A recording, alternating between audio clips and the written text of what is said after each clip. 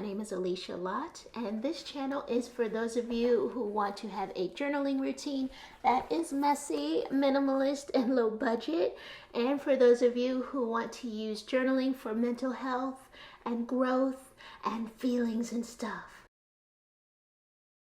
I was living in Chicago. I was in a cute little apartment.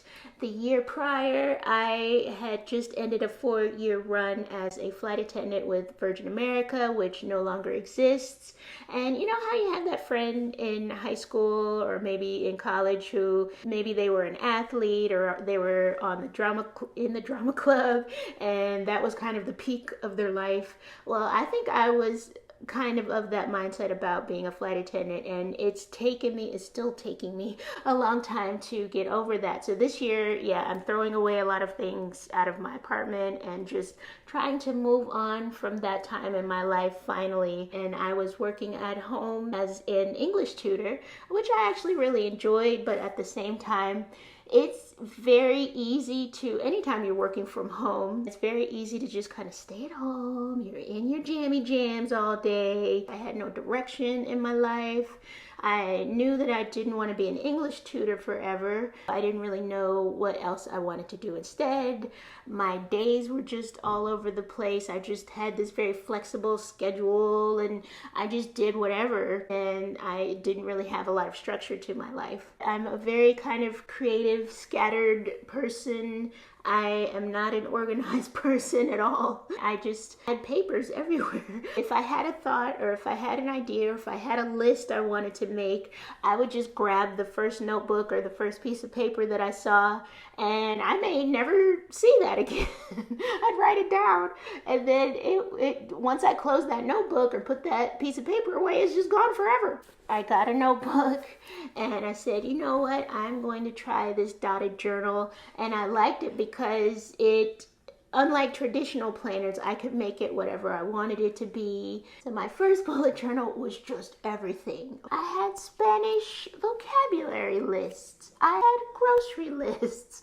It was a planner. It was a place where I could put just random notes and scribbles. I'm not saying that bullet journaling saved my life or anything like that. If you are feeling kind of like you're floating around on a day-to-day basis and you don't really have any sort of structures or routines, and you want that, if that's something that you want, then I think that keeping a journal and keeping some kind of way to track your habits and stuff, that's a good way to go. So thumbs up, I recommend. 10 out of 10.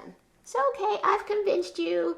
You're a beginner. You've never used a bullet journal before. What do? Decide what you need your journal to be, not what you see on social media. Do you need it to be a place where you keep your lists and your notes? Are you a student? Do you need to keep your study notes? What things do you use every day? What kinds of habits are you trying to build? I'm not a person who's really arty in my journal, but do you need a place where you can be arty in your journal? Or maybe think about how you can make the journal visually appealing if you're not an arty person. Are you going to put stickers in it? Are you going to make it more of a scrapbook thing? Maybe you keep track of different things from your travels. What do you need it to be? What do you want? Think about how much time you have to devote to journaling every day or every week, however often you plan to do it. How much time do you think that you can realistically spend on your journaling practice? And also think about where you want to journal. Do you have a specific place in your home where you can sit down and you can keep all of your materials and you can just have a lovely time journaling? Where is that place in your home? Okay, next.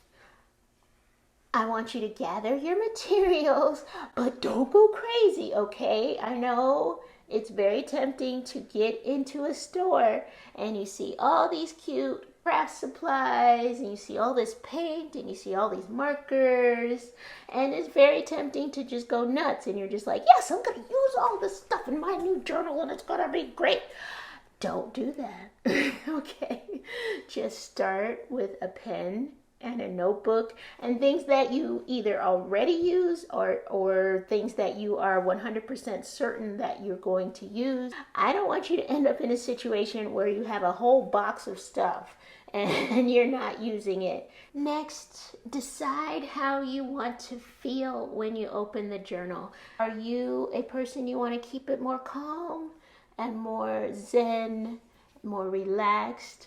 Or are you a person who just, you're serious and you're focused and you want to just get stuff done, and maybe you want a lot of like motivational quotes and things like that in your journal. So how do you want to feel? And then my last tip is simply to just go for it. I know a lot of you are perfectionists and you feel as though you're going to make some sort of mistakes, and you will. You will make mistakes.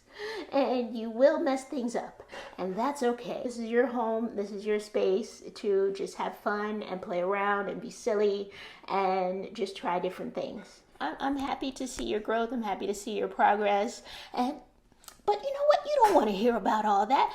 Let's get on with the weekly spread portion of our video. Okay, and now let me take you to the quote of the week.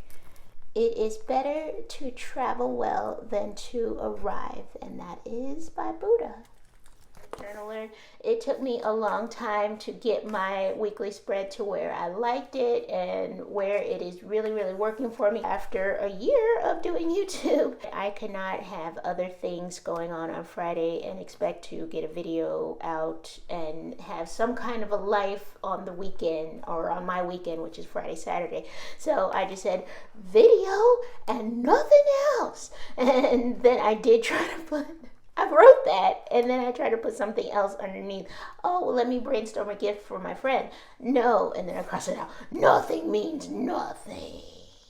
Working that out in my mind, I'm trying to make that happen. I mean, this section, the weekly tasks, I don't know what I'm going to. I keep saying that every week too. I don't know what's going to happen here, and I don't even know what I'm going to do this week. It'll just come to me, I guess. So as we do the weekly spread, I wanted to leave some journaling prompts for the more seasoned journaler. I wanted to leave you some prompts that would help you reflect on how things are going with your journaling process. I hope you enjoy it. You'll see those on the screen as I'm making my weekly spread.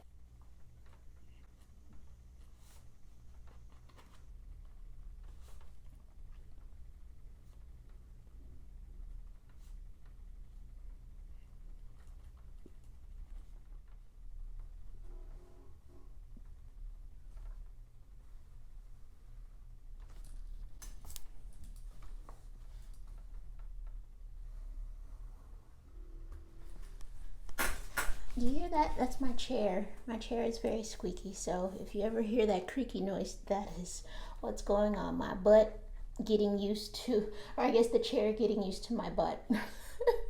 I don't know.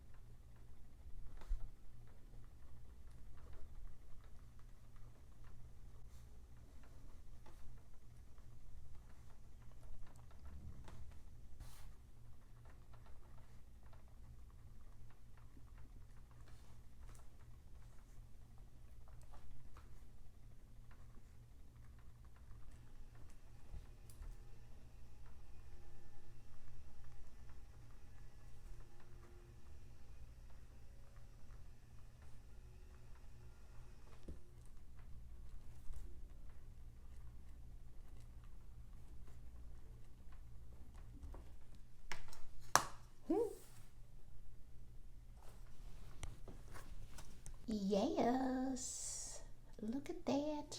So here I tried to migrate some of my tasks from last week. How I have my little space for next week down here, and then I went ahead and just put it in my to-do list somewhere, wherever it goes. And then I took my little future log and made sure that I didn't have any more appointments or anything for August, which I don't. So very good. And let's see. Okay, so there are some appointments in September, but we're not there yet, so don't have to worry about that just yet. But I may see if there's something I need to put down here 2 weeks from now. And this is the left side of my weekly spread. And let's move over to the right side. How about we do that? Okay, so this section here, I went ahead and called it weekly tasks, but I don't know, you guys. Like, over the course of several weeks, I'm over the weekly tasks right now. I remember when I started doing weekly tasks, like I was so hyped. I was just like, yeah, I'm gonna put these things here, and then I'm gonna like migrate them over here or whatever. I don't know, but yeah, right now I'm just not feeling it. I'm kind of working through what I want to do in my head, and then I'll figure it out. But what I am going to do, I'll go ahead and write my goals for the third quarter. Those have not changed. All right, so we are going to do our intention of the week right here.